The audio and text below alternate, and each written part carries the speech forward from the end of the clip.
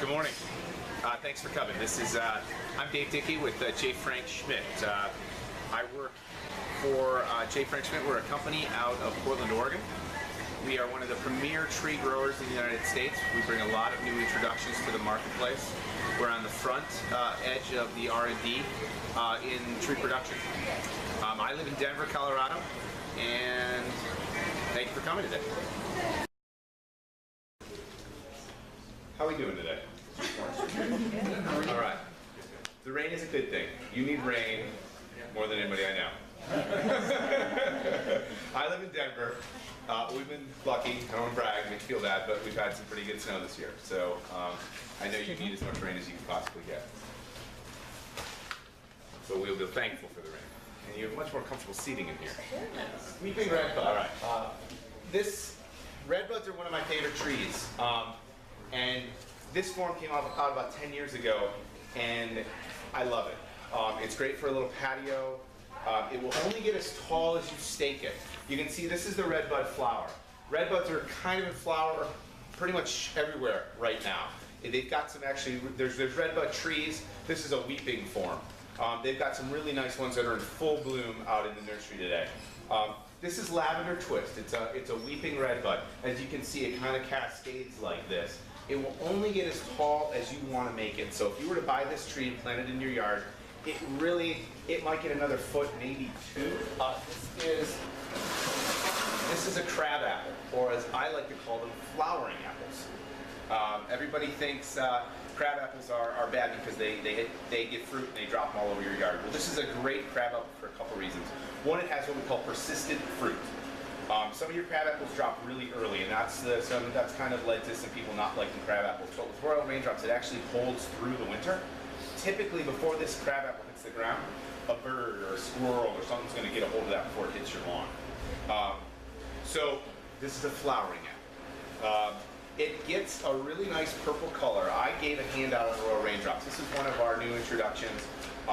It's, in my opinion, one of the best flowering apples out there. You can kind of see on the new leaves that are coming out, the first flush of leaves typically come out and they go to a little bit of green and they don't get the serration. But it's like that second flush of leaves, which happens right after it flowers, and you start to get the really deep serrated leaves. Let's take one off here. And you can kind of see it gets nice and purple and it gets kind of like a cut leaf to it. It's kind of unique. The nice thing about royal raindrops, it's an improvement over a lot of your other purple leafed crab apples. Most of your purple leaves do exactly what this is showing you right now. They'll come out, they'll leaf out really dark purple, and then they'll go to this kind of darkish green. Royal raindrops is unique in the fact that this purple leaf will just keep getting darker purple. And on the little flyer that I showed you, you can kind of see that bigger leaf and the dark deep purple that it gets. It gets kind of a reddish pink flower to it. It's very disease resistant, doesn't get a lot of the diseases that some of the other crab apples do get. It's a medium-sized crab apple. It gets about 15 to 20 by about 15 wide. Fall color. It also has a really nice fall color. It gets kind of a reddish orange, and that's also a picture of it in the flyer I handed you.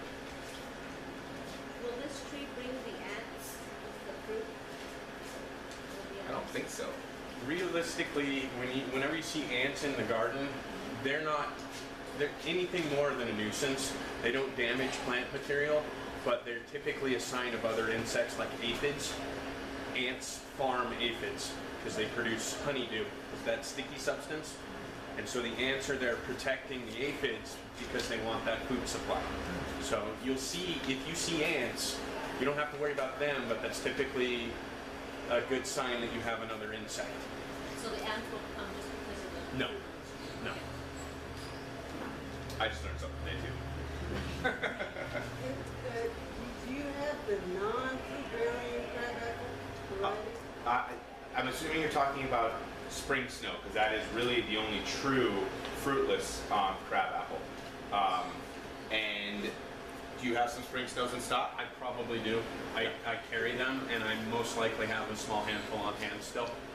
If I don't, I'll have some in May, because I'm going to do another order. Spring snow gets a white flower, more of a green leaf, not much of a fall color, and it's probably one of the more heavier planted white flowering crab apples in this area and in the Intermountain region. They also, they're out of single stem versions of this, but this is a multi-stem version. There's also a single stem version, which would be more of a tree form. But they have stole all those because it's such a great crab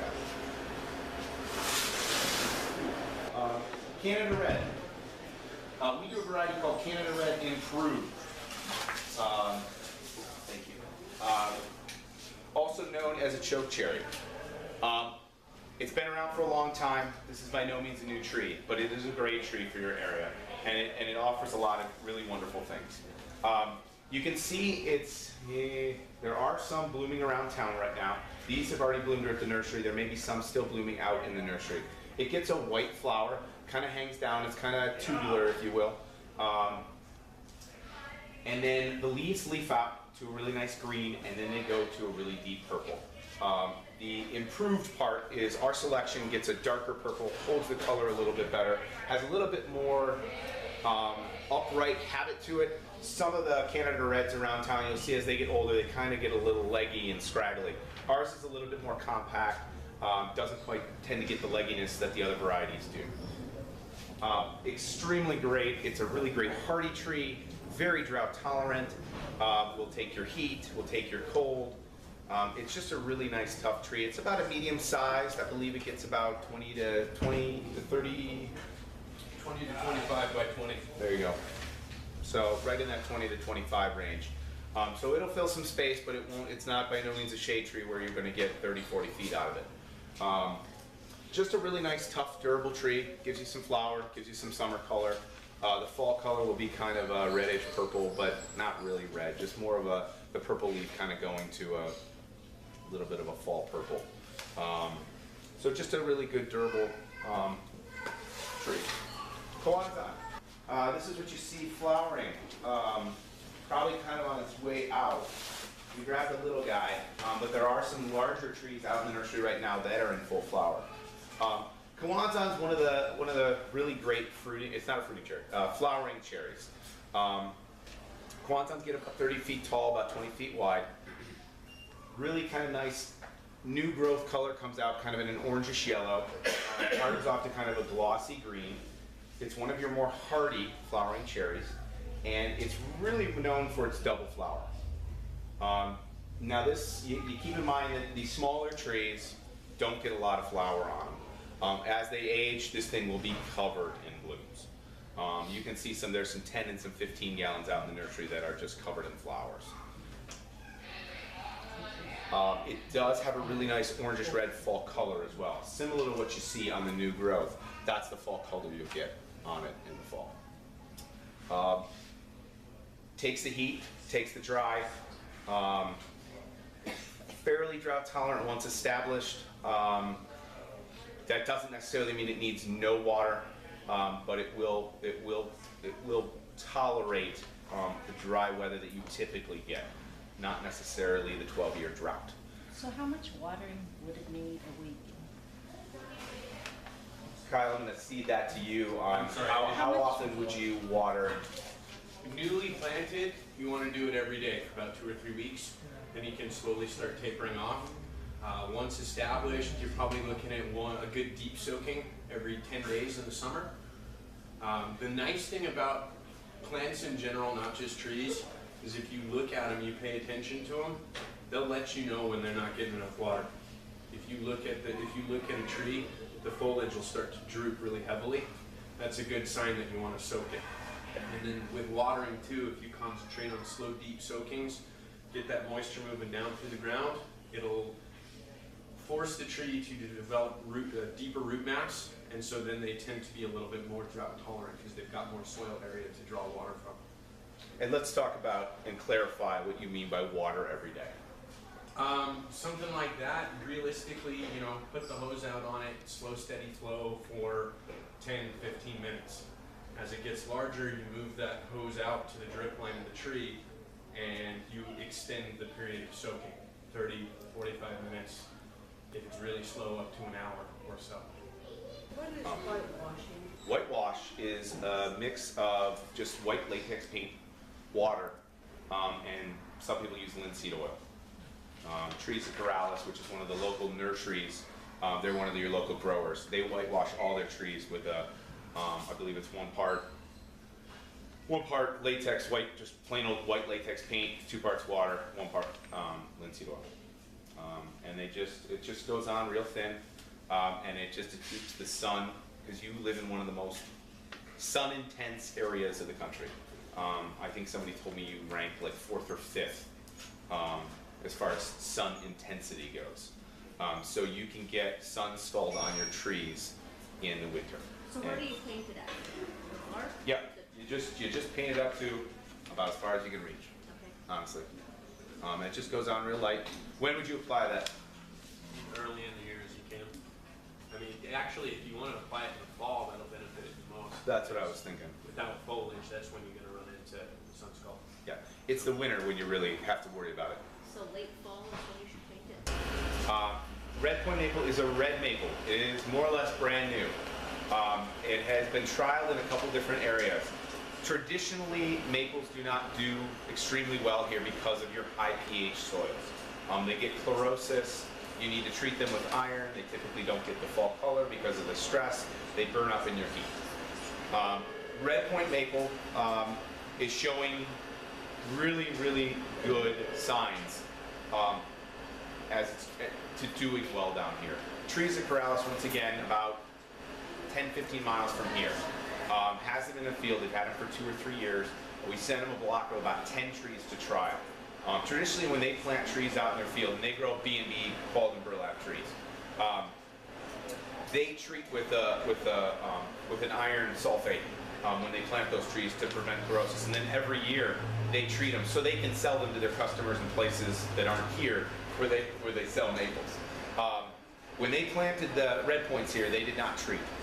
They wanted to kind of put them through the ringer. They told us they wouldn't grow. They told us they would get chlorosis. They told us they would do all these things. We felt that they would actually do okay here. Turns out they're doing very well. They're growing rapidly. They're not getting chlorosis. They're not burning up in the summer heat. It is supposed to be a more heat and drought tolerant red maple. And it gets a really nice red fall color earlier than some of your other maples, which is another problem in the Intermountain region. Is some maples that get fall color later, we get cold and we get our weather and it shuts them down and we never get to the fall color. So a maple that fall colors earlier is better than a maple that's going to fall color later, which Redpoint is. So Redpoint is a red maple that will tolerate your higher pH soils. Gets a really nice dark glossy leaf through the summer, so it takes your heat and your drought. You are going to water it. It's not a xeric plant by any means. It will require water, similar to what we talked about earlier. But it's basically, at this point, I would recommend it as a red maple, and one of the better red maples that's going to give you that red fall color that everybody really wants for the Albuquerque, New Mexico area. It will get about 30 to 40 feet by about 30 feet. So it is a bigger shade tree. And Trees of Corrales has seen very good growth out of it in the 2 years that they've had it. And the other thing you mentioned is soils. Some of you are going to have real sandy soil, and some of you are going to have clay soils. The best way to find that out is to dig like a hole and put water in it. If it drains right through, you got sandy soils. You're going to have to water more often. Sunburst honey locust. I'm just going to say honey locusts are absolutely fabulous trees for your area. They love the heat. They love the dry. They're great shade trees in the sense that they have, during the summer months, they give you good filtered light shade. They have kind of a, well, I guess this is the closest thing to a honey locust leaf, but the finer leaves, longer. So they give you really nice filtered light during the summer. They're a really great shade tree for summer shade, and then the canopy, because they have such big leaves, they don't have as many branches.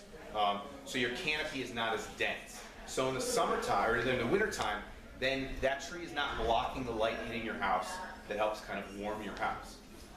So those are some really great benefits of honey locust. Also the fact that you can, because of the filtered light and it's not a very dense canopy and you're letting light through there in the summer months, you can actually plant a lot of plants underneath there that'll be protected with a little bit of shade. You're still getting enough light through there that most of your plants are going to do just fine. And with the light intensity we have, that actually works out to a lot of full sun plants will do just fine under a honey locust. Another thing is it's a legume. You're familiar with like soybeans. One of the reasons they plant soybeans all over the place is because they actually add nitrogen to the soil. And it is a legume, so honey locusts actually improve your soil. So when you plant things under there, the roots are actually adding nitrogen to your soil. So that's another benefit of honey locusts. But they're very tough, they're very adaptable. They love the dry, they love the hot. They're tough, so they'll take the cold. There's a lot of different honey locusts out there. I mentioned sunburst because right now that's the bright yellow leafed. I don't know if you saw that when we were out there, but there was a really bright yellow leafed tree up there. It's like a neon yellow, like those books back there on the shelf. It's a really, really bright yellow. Then it kind of fades to kind of a greenish yellow throughout the season, but in the spring, right now they're all leafing out and it's a really nice, cool yellow tree. Want to give away some more prizes really quick? Yeah, absolutely. A couple of the posters? Sure, let's do it. Okay.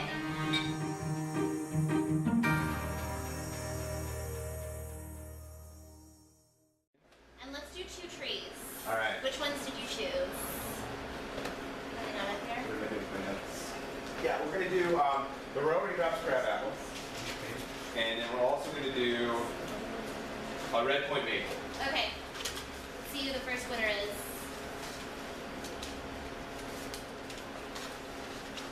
Ed? Which one would you like, the crabapple or the maple?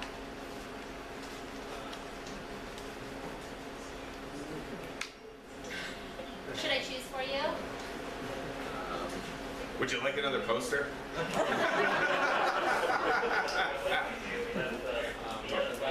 maple? Okay. Okay. We'll make sure to get that ready for you before you leave. And the final winner, Gail. You get the crabapple, yay! Congratulations! You cannot believe it.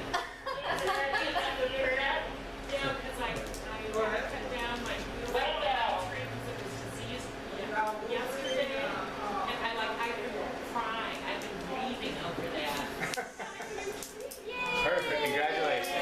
And I'll stick around for questions if you'd like to ask any questions.